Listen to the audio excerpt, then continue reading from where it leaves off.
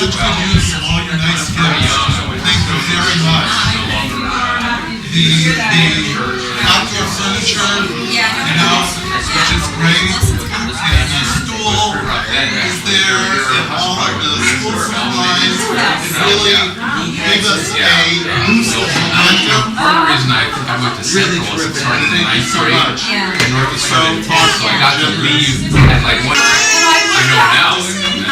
Did you know what that means? No. Thanks for the compliment. Oh, okay. I can't spell. But also, Sam. I couldn't see it more in the video. Michael. Michael. Alright. Michael. Oh no, just a Cal or Cal and a Pro.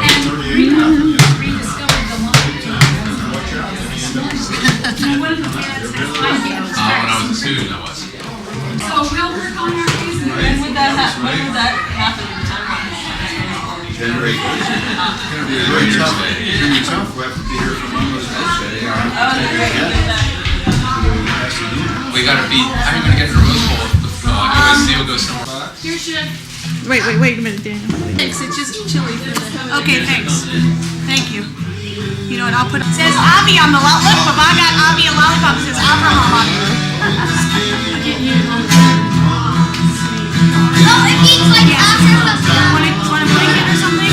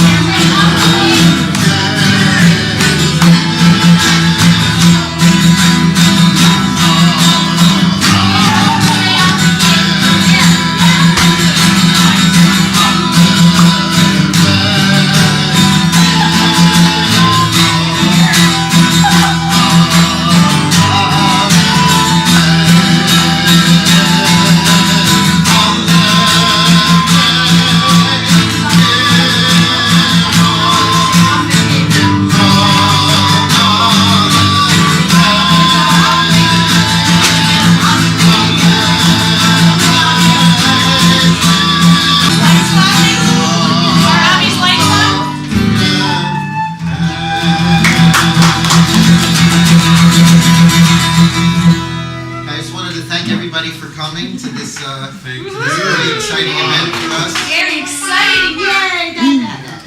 Many of us were here when he was born, and at this, it seems like only yesterday. It was actually 3 years ago. Mai, you wanted to say a couple words? I wanted to just say how happy we are to be here for this happy occasion, Avi Udol. And I want to thank everybody for coming.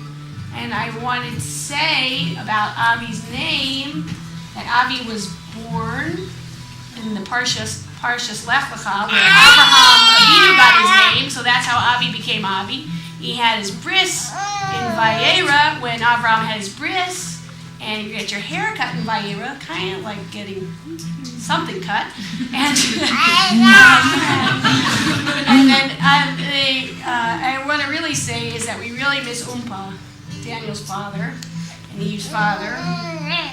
And when Avi was born, Umpa asked us, could we please name him Yehuda? And Umpa never asked us to name anybody anything. And Umpa really never asked us anything. It was very easy. And so that's how come Avi's Avraham Yehuda for Umpa's father, Yehuda Leib ben Simcha. And Avi's very Simcha. Right, Avi? And we really miss Umpa. And we're really glad everybody else is here. And we're really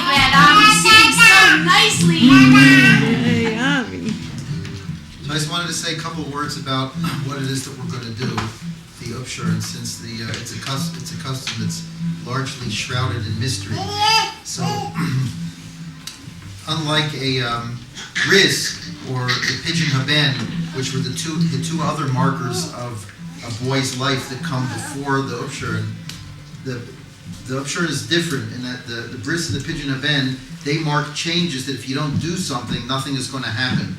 So if you don't make a bris, even though the child at 8 days old, he's ready for a bris, if you don't make it, nothing happens. And the same thing if it's a firstborn boy, if you don't make a pigeon haben at 30 days, it just doesn't get made, even though 30 days is the time when it's acceptable to have a pigeon haben. If you don't do it, nothing happens. So in each of those cases, you have to actually do something in order for the change to take place. But the upshirin is a custom that's really a marker for a change that takes place on its own. It's something that happens all by itself, and you don't actually have to do anything. So the only reason why we have this hair cutting is to commemorate a change that's happening anyway, that would happen whether we did anything or not. And I'm going to try to explain a little bit what that change is that happens automatically that we're commemorating. So it's all based on a sentence in Vayikra, in the book of Vayikra, of, how do you call it Vayikra? Leviticus, which talks about the mitzvah of not eating something called orla. Now, orla is the fruit of a tree during the first 3 years. A fruit tree in Israel, and by extension anywhere in the world, a Jewish person is not allowed to eat the fruit of that tree during the first 3 years of the tree's life. The sentence calls it something called orla. Orla means something that's closed off or sealed, something that's inaccessible, something that's unsuitable, something that's restricted.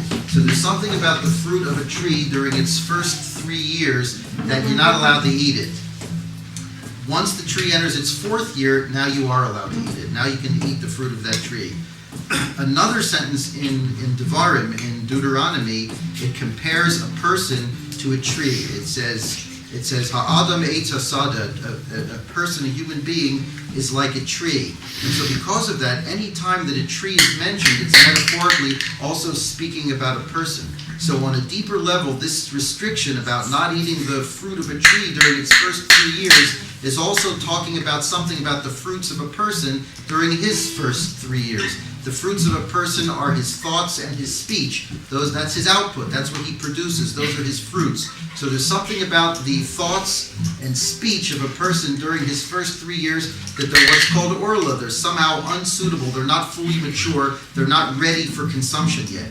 And then just like a tree, where during the 4th year, the beginning of the 4th year, now a change has somehow been effected in that fruit, whereby it's now accessible and usable and edible and consumable. So the same thing by a child when he enters his 4th year, which Avi is doing right now, a change happens in which his thoughts and his speech are now usable. They're now considered to be something that have real and true value, something that can be really used and dedicated to a life of Torah and mitzvahs.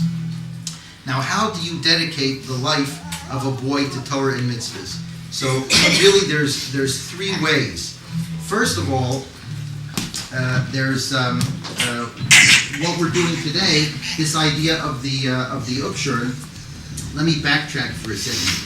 There's a sentence in Tehillim, in Psalms, that says, Sur me'ra v'yaseh tov, avoid bad things and do good things, ba'keh shalom v'radfehu, pursue peace diligently. Now, Sur me'ra means you have to create a space to have good things. You have to withdraw something in order to have something productive and positive. So there's 2 types of mitzvahs.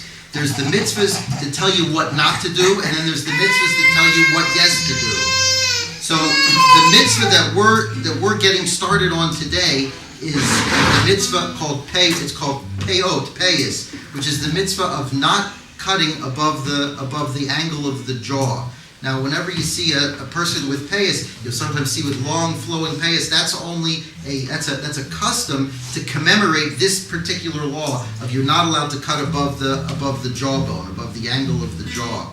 So we get started on that mitzvah today by giving Avi a haircut, and then we're very careful not to shave above that point. So that starts on the life of negative mitzvahs, of the things that you're supposed to avoid. Then, in terms of the positive mitzvahs, we're going to start wearing tzitzis today. Avi will start wearing tzitzis for the very first time. So you have there the negative mitzvahs, the things that we're avoiding, and the yarmulke. That's right. We're going to avoid negative things. We're going to avoid the negative mitzvahs, and we're going to cling to the positive mitzvahs. Those are the two sides of Sur Meirav Yaseh Tov. And then the result is Bakei Shalom V'Radfehu. Then once a person has created that negative space, the empty space in which he can pour positive things, and then he begins to pour the positive things into it, then Bakei Shalom V'Radfehu. Then he can truly pursue a life of peace and completion, which is a life of Torah and mitzvahs, a life of absorption in Torah and mitzvahs. So that's what we're trying to commemorate by the upshirin. It's the very beginning of the 4th year of the tree, at which point the fruits now become usable. Avi's fruits become usable. And in order to commemorate that, we're starting on our life of mitzvahs by avoiding the things we're supposed to avoid.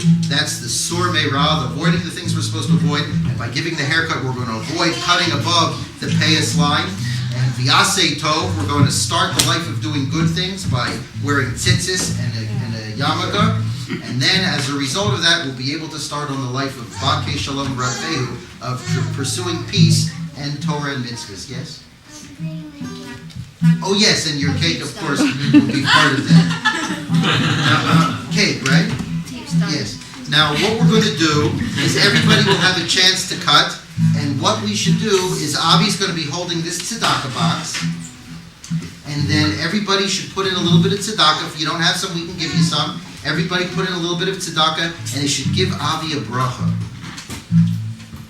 So we're going to start out. I'm going to make our family's bracha for Avi, and then we'll start cutting. Then everybody in turn can come and give some tzedakah.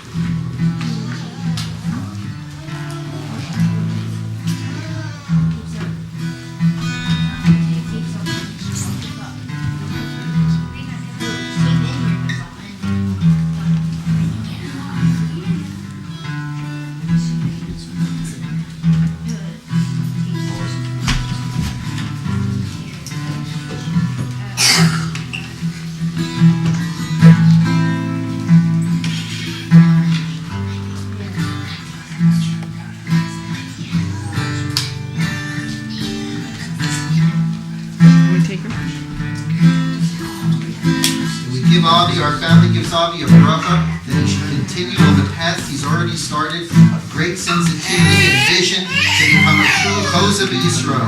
Amen. And also grandma. No, you're good. Let's have a drum. Let's see. Oh, wait. Okay. Oh, I'm sorry. And also, if you could all, when you cut the hair, put a little bit in this bag. Put it in this bag. I'm trying to Okay, see. so close it up. Thank you, guys. Ready, Avi?